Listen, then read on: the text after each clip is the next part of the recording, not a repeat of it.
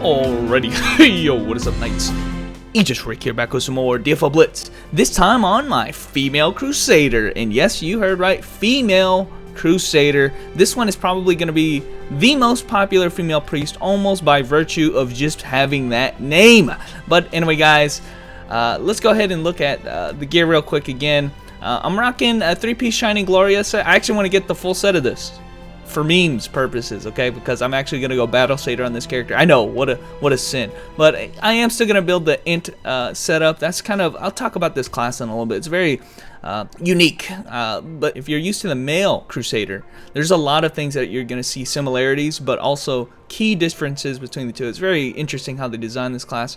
Got the plus 12 Halidom that they give for the freebies, and guys, this costume, man, I just want to give a shout out to Robo real quick for helping me, inspiring me to make this costume just the greatest costume. You'll notice kind of a theme running with my female priests, and all of them have the Inquisitor costume, but this one is the best looking one, and I was even able to get waifu hair on there, man. That's so good, man. Of course, the bob hair is the, if you don't know the story, female priest had a concept art design before the one that the current iteration is, the black haired one. The initial design used to be this blonde haired short hair one, and I think it's the best one. They should have done it you know, by the end, but they decided to cop out and pick an easier path. This one is the better path, but hey, I'm happy I was able to get on my Crusader, and it looks awesome. It matches the costume well. But anyway, guys, let me talk a little bit about this class. You guys can probably see Zombie is back, so let me talk a little bit about this class and why it's so unique from the male Crusader, okay? You'll notice a lot of my skills, she has a lot of really useful skills. This is not what the old Crusader, I'm going to be talking about the new Crusader, but just mention the old Crusader, male Crusader, sucked really bad and had really terrible skills. This character does not have that pitfall. We're not going to have to get rebalance patches later in the future to give her more awesome skills and stuff. She has some pretty good skills, and a lot of them, like I'm usually intending to build, are very offensive focused. So you're going to see right here, she actually even has a lot of hold potential, which is something that is unique amongst, you know, this type of priest. So that's the first thing that I think this Crusader has that the male Crusader does not. The male Crusader, I feel like, has a lot more buffs to worry about. This class only really has like 2 that she has to, or maybe 3 that she has to upkeep all the time. So she doesn't have like that micromanaging that the male Satyr has. She has this one right here and the one I casted during the animation. I'm trying to explain too many things at once, guys, but anyway. But aside from that, guys, she is going to be mostly, I mean, I dare say she's like a hybrid. She is probably the best way to describe this character is she's a hybrid support. She has a lot of damaging skills. I'm not going to say you're going to be doing the highest damage in your team, but hey, I'm going to say you're not as useless as like a male Satyr can be. And most importantly, even while she provides really good support buffs, she provides even better hold potential. She provides top hold potential maybe out of all of the female priests. She has like some of the best hold potential. She has 2 skills of which can be chained together. Really, really long hold. Look at this shit. This right there, and then I charge up my spear and throw it. That's another hold. Look at how long it is too. The spear is some sick shit, man. It is way pales over what the male Crusader can provide in terms of hold potential. That works on pretty much everyone. Grab cannon people as well. That combo into the hoop, into the spear is just some long ass shit. In fact, you can even use the low level hold to hold as well for a short duration of time. It's very abusive. So that's where her utility and holds comes from, guys. But aside from that, her buffs, like I said, are pretty potent. The sad thing is there's a lot of rules with how this class works because it's so like versatile. You can't actually pair it with, you cannot pair it with another male Satyr. You have to have one or the other. So, you know, there's all kinds of rules. Her damage buffs don't scale with whoever casts it first will get the benefit, that kind of thing. Little things like that you're probably gonna have to do some research on, but it's a very nice buff to have on your own. She also has a very nice speed buff. Look at this speed buff right here. Makes you zoom like Sonic, man. It's a very good speed buff. It's a shame it only lasts in one room, so you're not going to get the benefit all the time. These guys are fucking wasting my time here. So you're not going to get the benefit when you go to the next room, sadly. So it's not something that you can cast all the time, but if a room is really wide and there's a lot of stuff going on, then maybe you have a good move to kind of clear that out. or at least cover the room quickly and efficiently. Maybe a boss room, or there's going to be some situations where you'll want to use that. So, guys, got big AoE. I was on the sliding conveyor when I casted that. So, that being said, guys, get to slam this guy. Haven't used my awakening yet. Let's go ahead. And this is exactly what I was talking about. This is an awakening that has a dual purpose. It has a really long cast time that you can't cancel. And the purpose of that, though, is it gives your party a buff for a little while as well. So it does a lot of burst damage. Well, I wouldn't say burst, but it does quite a bit of damage. It's like the shaman that I just showed you, just almost exactly the same, except you can't really cancel it and you have to wait the animation, but it gives your party a buff. So it's kind of like a dual purpose instead. So the buff right now, let me explain the buffing, how it works on this character. I casted the buff right there. It's just a normal Valor Blessing. It's a normal buff. It scales, though. You can see I get applied int stat on there. The applied int is basically, it scales off of how much intelligence you have. And then you get another bonus again by casting this skill as well. This damaging skill. It's an offensive skill. And just to clarify a little bit, the 25% bonus that you get to Valor Aura only gets applied while this skill is active, okay? So you don't get it all the time. During the animation of that skill, you can actually cast their Archangel's Blessing, which I recommend, because otherwise you're going to have this little animation that you have to sit through as well. So Archangel's Blessing is yet another, it's like a speed buff, and you can also use it offensively to blow it up and deal a little bit of burst damage as well. Quite a bit, 2 mil.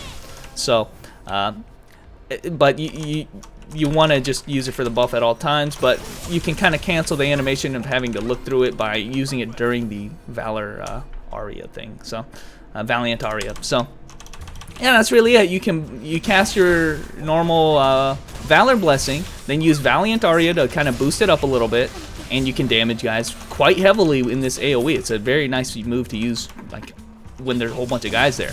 And then cast your Archangel's Blessing, and that's really all you gotta worry about. You can use your heal, you can heal. Your healing potential, by the way, is the best in this game. You can heal so fast, and I don't have the skill build because you don't need it in PvE, but you can heal so fast that you can basically, you know, like damage reflect gimmicks and stuff. Yeah, you can just bypass all that. You don't even need to worry about it. So, anyway, I'm like not doing a very good job at killing this guy here.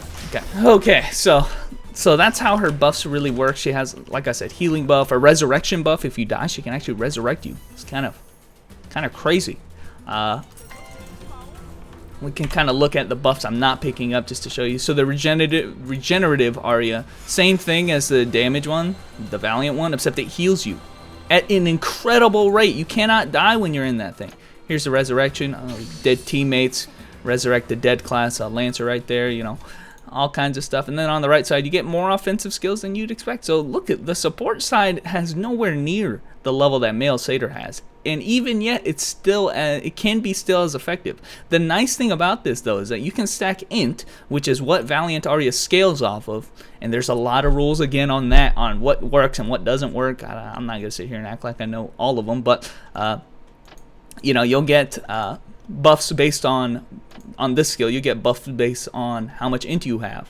So unlike the male Satyr who has to stack either Fight or Spirit, you only have to stack int, which is great because your stacking int increases your damage. So you know, you're not going to be like useless. Like I said, you're going to have some damaging skills you can use. So that's nice. She's also this is maybe a minor point, but she's also the only class in the game I really feel like who utilizes the cross in an offensive manner. She has a passive, actually, I think it's this one, Cross Mastery, gives you independent attack based on what, by using her cross. And she uses a cross in a lot of her skills right now. You can see the hammer, she slams down like a giant cross hammer. She has that 3-hit combo that I just used, which is awesome. She can do quite a bit of damage. I mean, this is kind of memes at this point, but I do like getting the cut-in slash on this character because I like having at least some offensive capability.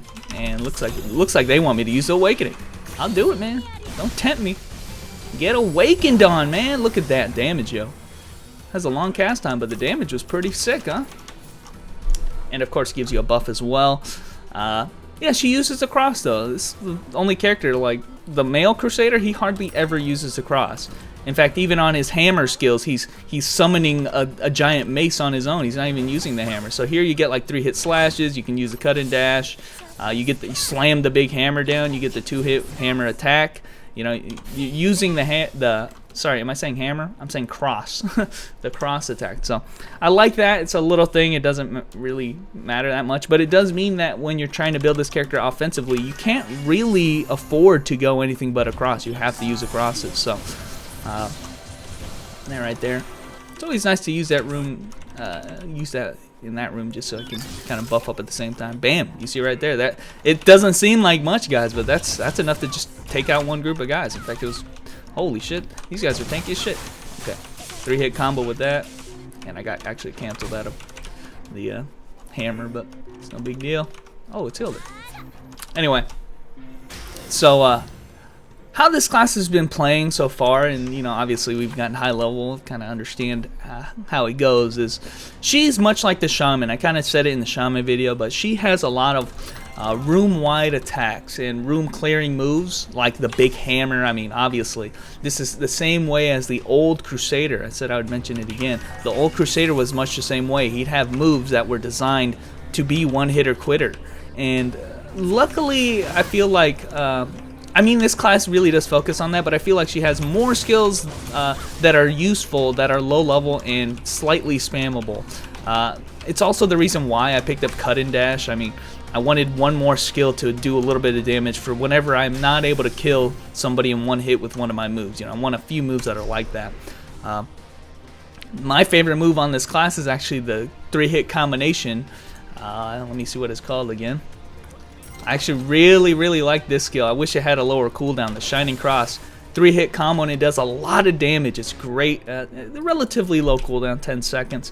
It pretty much kills anybody it's hitting, at least trash mobs and stuff, and it does some pretty good burst. I really like it, and that's why I'm getting the OV set for it, because I'm going to try to build a set for that. So yeah, guys, I mean, I know that this class is about as straightforward as you can get. You can see right there, just a little bit more to finish those guys off, but it's about as straightforward as it gets, honestly. It's, you know, you have a few moves, you have a few buff moves, very few, and a lot of like big one-hitter quitter type moves. It's pretty good. You know, it's not the most fun thing to do. It doesn't have like a very in-depth system, but you know, it's very straightforward and gets the point across that this is, I guess the best way I can describe this class is it's a hybrid class. It is a hybrid Crusader. It incorporates both elements of buffing your team as well as having some very good utility, and the rest of the skills are just damage skills. Like no other way about it. They're just damage. That's a nuke lightning bolt here. This is a pretty good move. So it's a hybrid. It's a hybrid Satyr. That only has to worry about stacking one stat, and that's int. If you just stack full int, guys, it's going to be a pretty viable support build, very viable support build, and a pretty decent damage build, you know, because you're like completely int out. I'm not saying it's like, if I'm going to probably honestly go Battle Satyr, guys. I'm going to try really hard and go Battle Satyr. Shouldn't have done that. Fine. All right. It lightning comboed, man. Yeah, it has some pretty good mid-range lightning beams from the sky. A lot of your skills are actually at mid-range, but luckily, like I said, she has some pretty good close-range skills too, like the Shining Cross I really like. But yeah, you're gonna have a pretty viable build if you build pure int, but you know, if you're gonna go full Battle Satyr mode like what I'm intending, I'm probably gonna have to go and farm Gracia set on her and, you know, try my damnedest. I really do think that the Battle Satyr, the new Crusader, new Battle Satyr for male Crusader. I'm sorry, I'm saying Crusader like 100 times and trying not to mix everything up, but the male Crusader Battle Satyr is still probably going to be a lot more fun to play, just by looking at the skills and how they kind of work and what's going to be doing damage on this class. It just doesn't seem like the one-hitter quitter style is for me. It's just not fast enough, like the male Crusader. So if you're looking for a Battle Satyr type class, this class is fine. And I think if you're trying to look for, if you're indecisive, if you're not sure if you want to be support or not, this is a great class. And both the male Crusader and this class are good classes if you're, you know, trying to be support and or damage, because they both have the capacity to do it. I just can't say that this one will do it nearly as effectively, honestly, because of just how they have it set up. Anyway, do I get the hoop? Oh my goodness. If I had a party member here, they would definitely capitalize on this hella hold we got going on here. I'm just going to stand right here and wreck him. Man, that is a good skill, huh? It's like critting every time, too. I don't know if that's And I don't read skills, so I'm not sure if that's intentional or not, but I'm critting everything. Somebody died, though. Oh, get destroyed! Yo, that one Becky that was swinging got wrecked. The second she's finished swinging, she died, and then I hit her with a hammer just to finish it off. I remember doing this questline on every single one of my characters. Every single one I did it on. Oh, shit, I didn't see those guys like bum rush me right there. Okay. And I spent like 3 days or something doing it, but I just did the Pandemonium scenario just so that I can get to, or sorry, the Luke normal scenario, just so I could get everybody to here. So most of my characters, almost all of them, and I don't know why I keep fucking this up. I'm still doing some quite decent burst, guys. So almost all my characters have already done their Luke normal scenario, so it's been a long time since I've actually had to go through Luke normals again. But oh wow. Well, sometimes you fuck up real bad, guys. Hit him with a spear. Hit him with this. And, okay. What the hell happened there? Some big AoE, too, guys. I don't think the Satyr has a move that has the range that double attack has, the double hammer attack has. That is some brutal. That is one skill I just stand in and then they die, man. That's some fucked up shit, man. Yeah, you usually want to set up the hoop is nice, but some of your skills are just too slow. You can't chain too many of them into each other, especially if you're not prepared yet, you know. I had to use my whole rotation there. Uh-oh. We're slowing down a little bit, guys, but trust me when I say that this character is doing better than others, I should say. Even though I'm having more fun with my other female priests, I have been trying out some of these Pandemonium dungeons, and they have not been nearly as forgiving. Everybody's running away. Get hit with a shield. The shield has been a pretty good move too. It's a shame actually that, you know, the male Crusader had a version of that as well, which was called Deflection Wall, and kind of got nerfed to oblivion. It doesn't really do anything anymore, so it's good to see it again. I'm gonna go ahead and cast my move speed buff just to remember I have it. It's a good move speed buff, but again, like I said, once you go to the next room, it's already off. It kind of despawns itself, you know. So.